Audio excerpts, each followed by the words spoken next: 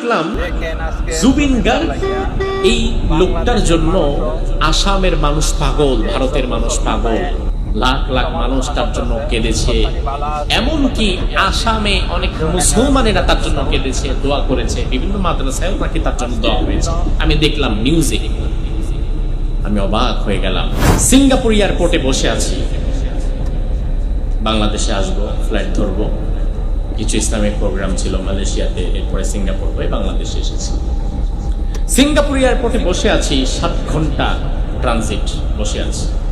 সিঙ্গাপুরের Changi airport গোটা পৃথিবীর ফার্স্ট ক্লাস এয়ারপোর্ট। হঠাৎ দেখলাম এক জায়গায় কিছু ভাই কাঁদছে, কিছু মানুষ কাঁদছে। কাছে গেলাম, জিজ্ঞেস করলাম, হোয়াট হ্যাপেন ম্যান, কান্নাকাটি করছেন কেন, কি সমস্যা? তারা বলল, our beloved singer Zubeen Garg death recently in Singapore. আমাদের একজন প্রিয় শিল্পী ছিল, নাম জুবিন গার্গ, সেই যে গতকালকে সিঙ্গাপুরে এসে মারা গেছে। তো আজকে আমরা যাচ্ছি। আমি কোথায় যাচ্ছেন? আমরা যাচ্ছি ইন্ডিয়াতে। সে সিঙ্গাপুরে একটা কনসার্ট করতে এসেছিল, এসে মারা গেছে, স্কুবা ডাইভিং করতে গিয়ে মারা গেছে। তো এই শিল্পীর জন্য তারা বসে বসে কাঁদছে।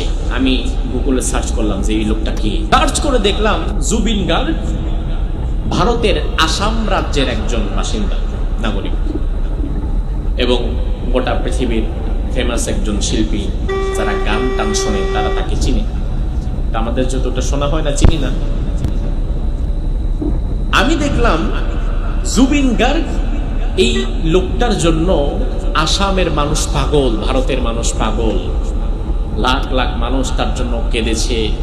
এমনকি আসামে অনেক মুসলমানেরা তার জন্য কেঁদেছে, দোয়া করেছে, বিভিন্ন মাদ্রাসায় নাকি তার জন্য দোয়া হয়েছে। আমি দেখলাম নিউজে, আমি অবাক হয়ে গেলাম।